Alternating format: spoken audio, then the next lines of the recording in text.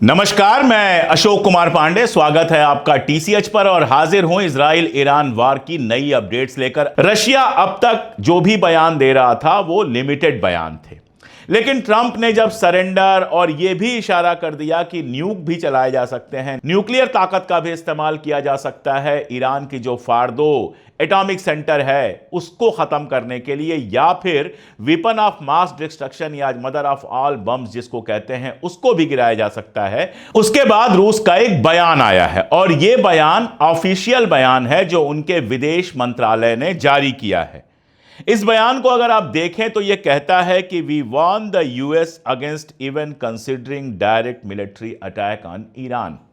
हम चेतावनी देते हैं यूएस को, अमेरिका को, कि अगर उसने ईरान के ऊपर डायरेक्ट हमले के बारे में सोचा भी तो उसको बहुत दिक्कतें हो सकती हैं। यहां तक कि न्यूक्लियर कैटास्ट्रोफ की बात की है, जिसका इशारा यह है कि अगर आप न्यूक्लियर आर्म का इस्तेमाल करेंगे तो हम भी न्यूक्लियर पावर का इस्तेमाल कर सकते हैं। और साथ में कहा है पॉसिबल मिलिट्री असिस्टेंस, यानी कि हम ईरान को मिलिट्री की सहायता भी दे सकते हैं।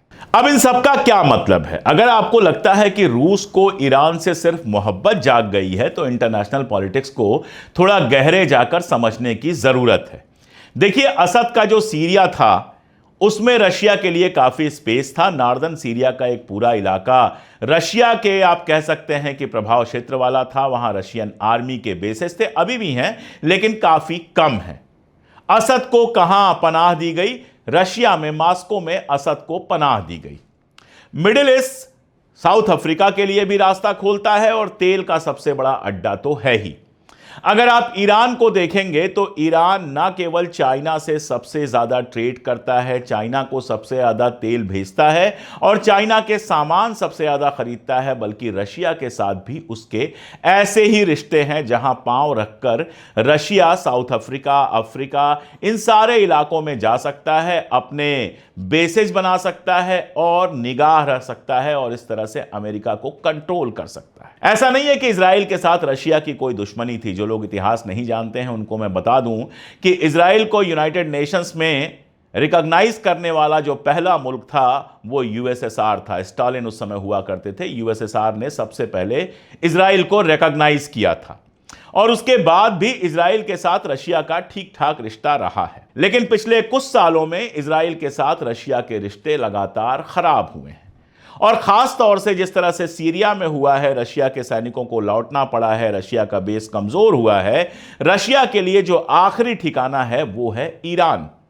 अब अगर फर्ज कीजिए अमेरिका अपने प्रोसेस में, अपनी प्लानिंग में सफल हो जाता है और वो प्लानिंग एक तरफ ईरान में रजीम चेंज करके वहां पर अपना कोई भाड़े का टट्टू बिठाने की है, दूसरा ईरान को सीरिया के तर्ज पर कई हिस्सों में बांट देने की है कि एक हिस्से पर अमेरिका का काबू रहे, एक हिस्से पर इजराइल का काबू रहे, एक हिस्से पर हो सकता है सऊदी अरबिया का काबू हो। यह प्लानिंग जो है अमेरिका की है। अगर ऐसा होता है तो आप खुद सोचिए कि रशिया और चाइना के लिए मिडिल ईस्ट में जगह बचना कितना मुश्किल हो जाएगा।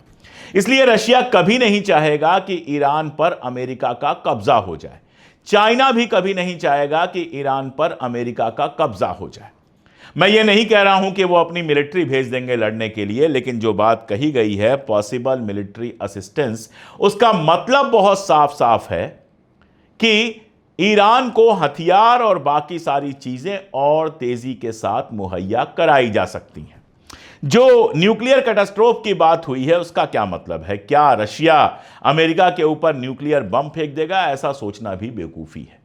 लेकिन रशिया क्या कह रहा है, उसके इशारे समझना चाहिए। वो ये कह रहा है कि अगर ईरान के ऊपर आप न्यूक्लियर बम फेंकते हैं तो हमें भी छूट मिल जाएगी यूक्रेन के ऊपर न्यूक्लियर बम फेंकने की, और जो होगा फिर दुनिया वो तमाशा देखेगी। न्यूक्लियर बम बना है, बहुत सारी कंट्रीज के पास है, लेकिन यूज सिर्फ एक बार हुआ है, हिरोशिमा और नागासाकी में, जब अमेरिका ने किया था। और ये बात जान लीजिए कि हिरोशिमा और नागासाकी में जो बम गिरे थे, अगर आज के बमों में, आज जिस तरह के न्यूक्लियर बम अलग अलग मुल्कों के पास हैं, उससे अगर कंपेयर करेंगे तो वो बच्चे लगेंगे। उससे कई हजार गुना ज्यादा डिस्ट्रक्शन हो सकता है अभी जो न्यूक्लियर बम है। और अगर एक न्यूक्लियर बम कहीं भी गिरता है, इसका मतलब समझ लीजिए कि दुनिया अपने खात्मे की तरफ धीरे धीरे बढ़ रही है।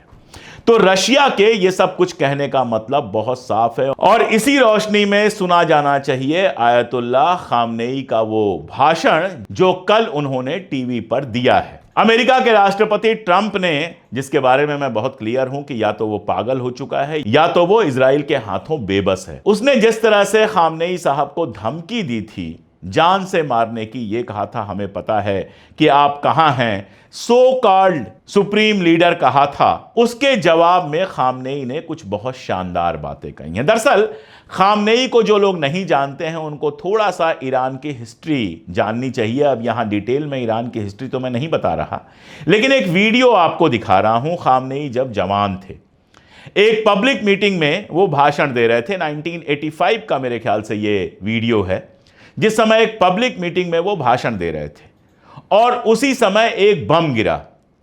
आप इस आदमी को देखिए, बम गिरता है और वो आदमी मंच छोड़ के भागने की जगह 30 सेकंड के लिए यहां वहां देखता है और फिर अपना भाषण देना शुरू कर देता है। ये खामनेई है जो मौत सामने देखकर भी, बम सामने देखकर भी, वो जानते थे इस बात को कि यह बम उनको ही मारने के लिए फेंका गया है, उसके बावजूद 30 सेकंड के लिए अपना भाषण मुलतवी करते हैं, यहां वहां देखते हैं और फिर जहां से बोल रहे थे वहीं से अपनी तकरीर देना शुरू कर देते हैं। ये जवानी के खामनेई हैं जिनको मौत की धमकी देकर डराना चाहता है ट्रंप, और कल उन्होंने जवाब में बिल्कुल साफ कहा कि ईरान को डराने की कोशिश बेकार है।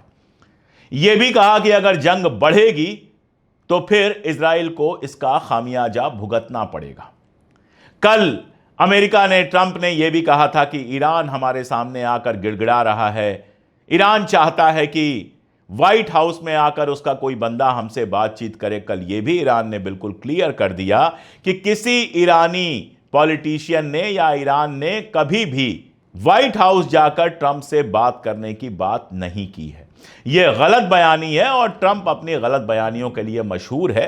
दिन भर बोलता रहता है, दिन भर उसके बयान आते रहते हैं। सुबह जो कहता है शाम को पलट जाता है, शाम को जो कहता है सुबह पलट जाता है। कुछ नेता हैं, इंडिया और पाकिस्तान जैसे कुछ देश हैं जिनके नेता कुछ भी उसका बर्दाश्त कर लेते हैं, लेकिन दुनिया में ऐसे भी बहुत सारे नेता हैं जो उसको पलट के सुना देते हैं। और आयतुल्लाह खामनेई ने तो कल जो भाषण दिया है वो ट्रंप के सीने पर सांप की तरह लोट रहा होगा। अभी फिलहाल मेरे पास यही अपडेट्स हैं। जब नई अपडेट्स आएंगी तो उन अपडेट्स के साथ मैं आपके बीच में फिर से हाजिर होऊंगा। मेरी अपील पर आप लोगों ने हमारे चैनल को ज्वाइन किया है, काफ़ी लोगों ने ज्वाइन किया है, मैं उन सब का शुक्रगुजार हूं। और जिन लोगों ने अभी तक ज्वाइन नहीं किया है, मेंबरशिप नहीं ली है, उनसे फिर से यह अपील कि हमारे वीडियोस के नीचे जो ज्वाइन का ऑप्शन है उसको चेक कीजिए। इसके अलावा हमारे पिन कमेंट में या फिर हमारे डिस्क्रिप्शन में भी कई सारे लिंक्स दिए हुए हैं। आप 3 रुपए रोज से भी कम पर हमारा चैनल ज्वाइन कर सकते हैं और हमें वो ताकत दे सकते हैं जिसके भरोसे हम लगातार कैमरे और सत्ताओं की आंख में आंख डालकर सच बोल सकें। आज के लिए इतना ही, बहुत शुक्रिया।